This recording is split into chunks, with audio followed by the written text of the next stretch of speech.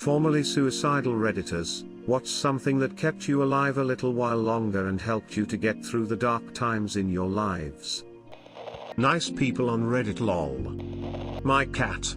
He's the reason I survived my first suicidal depression. When he eventually dies, I will most likely follow him. My pet dog, he really helped. I felt like I couldn't talk to anyone about my situation, but with him around I was able to express what I had on in my mind. And sometimes it really did feel like he could understand me. I will always love you, Oscar. I got 3 kids under 5. Where the fuck are they gonna go? It depends on which time. The first few times I couldn't stand what it would do to my mom and the people in band, though considering my dad was a source of said thoughts I hoped he would be hit hard and maybe realize how fucked up he was. I also had hope for what could come once I finally got away from my dad's son in college and could pursue my dreams of vet school. Most recently was last fall. One of my friends died by suicide, and while that plus my grades suffering from it pushed me back into my depression and suicidal thoughts, the way that I and my friends were affected by his death made me realize that suicide would be selfish and hurt the people I love more than I could ever hurt inside, so I couldn't take the easy way out and give up. I still think about suicide in my darkest moments, but now I just have to remember how much my friend's suicide hurt for me and his family, and I will usually snap out of it. Between that and my dreams for veterinary school I can usually keep myself going, but I'm honestly worried about how I would handle failure to get into vet school, considering how closely linked my depression is with my grades and academic success. Thanks Dad, really appreciate that. A lotto ticket. My depression stems entirely from my inability to provide financially for my family or fill the breadwinner roles expected of me by society. At my worst I felt that my death would actually ease my family's burden. It got very dark in my head. Instead of suicide, I spent $1 I didn't have to spend on a lotto ticket, knowing full well what a waste it was. For 3 days I stayed alive fantasizing about what I'd do with millions of dollars. It was enough to help me through a very dark time. I didn't win, but it was $1 well spent. I will never judge someone for throwing away their money on a lotto ticket again. Something that happened a few times for me. I found a story I wanted to finish.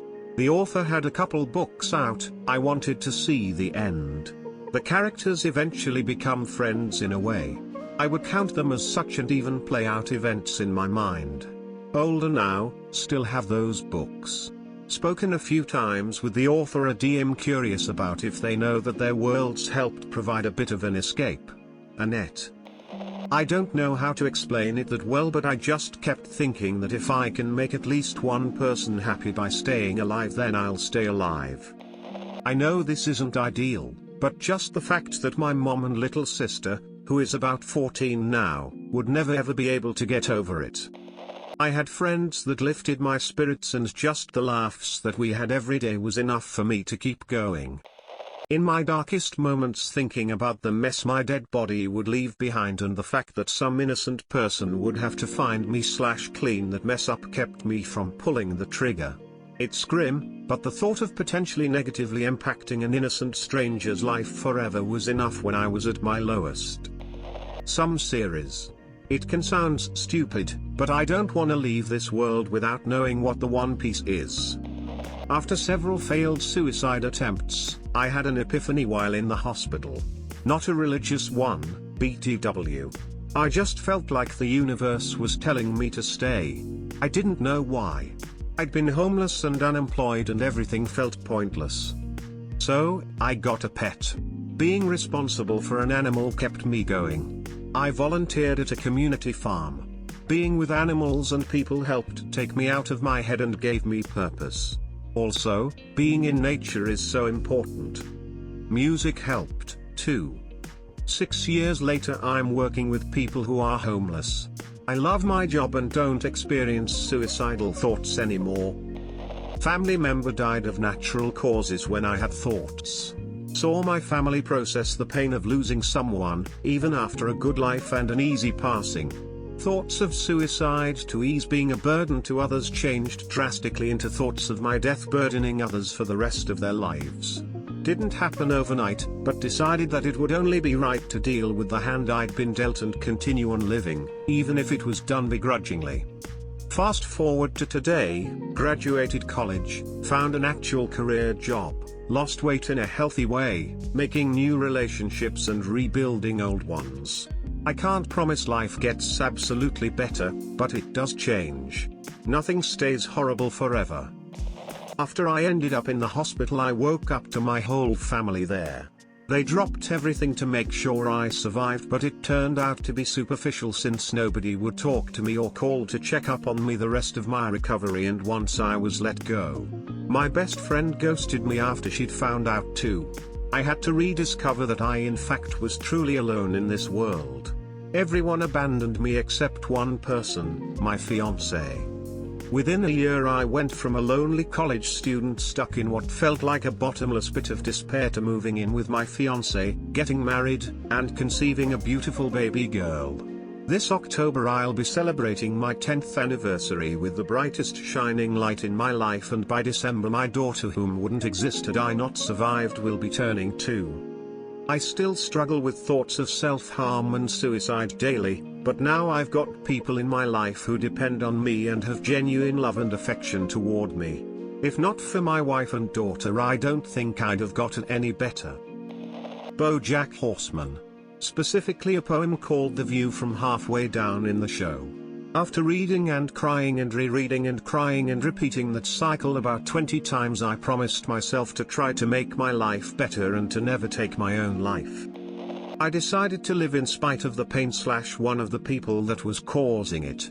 Not the healthiest mindset, but it worked for a long time. Now I live for me and the people I love. Hold on everyone, it won't always be so hard. Growing heart. My reason is quite stupid, but I am staying alive for movies and TV shows. I want to see Black Widow, Doctor Strange 2, etc. The few people who always were there for me, even though I couldn't always be there for them because of breakdowns. I will never not love them for that. My sister and what her life would have been without me. Honestly, I realized that Terry's so many video games I haven't played and movies I haven't seen. Psychedelics, indie music, and a few close friends. In many ways, I'm unrecognizable from the person I was 5 years ago, and I'm very proud of that fact. My pets. I have a dog and 3 cats, and apart from them, I don't really have to interact with anyone outside of going to work if I don't have to. On my worst days, my goofy dog and needy fat cats are always a great physical reminder that I am needed, and that I have a purpose. They keep me going, and even if it may sound silly at times, they're the most important thing in my life. Kinda funny story, and shows what a nerd I am. This was about 2 years ago. I was in the university pep band at the time. For anyone who doesn't know, it's the band who plays at basketball games. On this particular day, we had a big ball game. Around 15:30 to 16:00-ish, I was looking up bus times to head to the bridge and jump. Then I realized, damn it. Call time's at 1700 hours. So like a good little band geek, I dragged myself to the stadium on schedule without giving it a second thought. Moral of the story, get and stay involved in something you enjoy. For me it's artsy stuff. That way you have gatherings/events to look forward to, and lots of unfinished projects. What if it gets better tomorrow? Absurdism. Knowing how absurd existence is and wanting to tell the universe fuck you. At that time it was my pet dog. A golden retriever who was my life companion. Overdosing on pills, I woke up crying and he was beside me for about I guess more than 10 hours of sleep.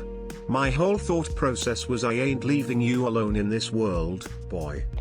I was suicidal all throughout middle school. I'm gonna explain the entire story here, but if you don't care to read it all, I'll include a TLDR at the end for convenience. Smile. So for years and years, all the way from preschool to 5th grade, I was best friend with the kid, let's call him Mark. We were inseparable. Then 6th grade come, where we both had a thing for this girl who we will call Lois. Neither of us knew we both liked her. I got to her first and she became my girlfriend. Mark instantly hated me and got all of his wrestling friends, he was on the wrestling team BTW, to treat me like shit. My parents and Mark's parents were good friends, and as soon as they found out that he was bullying me, they put an end to it. Although Mark stopped, unfortunately the other 7 wrestlers were not finished with me, and continued to treat me like shit, beat me up, make social media accounts about me promoting me to kill myself, and so on for the next 4 years. They made my life a living hell. I mean, it was 7 versus 1. Every day I would report to the principal exactly what they did to me. Every fucking day. I thought he was helping, I thought he was trying to put an end to it. Eventually, mind you, this was after 4 years, when the boys finally received a 2-day suspension, which is completely bullshit for how they treated me. We found out the principal had taken no action, never called their parents, and sat back and relaxed as the weak theater kid was being destroyed by 7 wrestlers. As soon as I figured out that information, I wanted to kill myself. No one cared about how I was feeling, no one wanted to help me, no one cared, period. Attempted suicide in 8th grade about 3 times, by cutting, rope, and drowning. Fortunately I was unsuccessful. This next part is completely out of nowhere BTW. I am a massive nerd. I know everything there is to know about Marvel, DC, Star Wars, and so on. As much as I wanted to die, I wanted to live so I could explore the worlds that I actually wanted to live in. Nothing compelled me to live more than imaging myself as Captain America beating the shit out of Hydra agents, or being Doctor Strange and performing spells and shit. I couldn't give those things up. I literally owe my life to Marvel, and Stan Lee. I couldn't leave this world if it meant leaving the worlds that I really cared about behind. TLDR, 7 wrestlers beat the shit out of me mentally, emotionally, and physically on a daily basis, all because of a girl. Principal and staff refused to do anything about it, and it lasted for 4 years. Attempted suicide multiple times, but my love for Marvel and other nerd universes kept me here, and I couldn't be more proud of myself for it.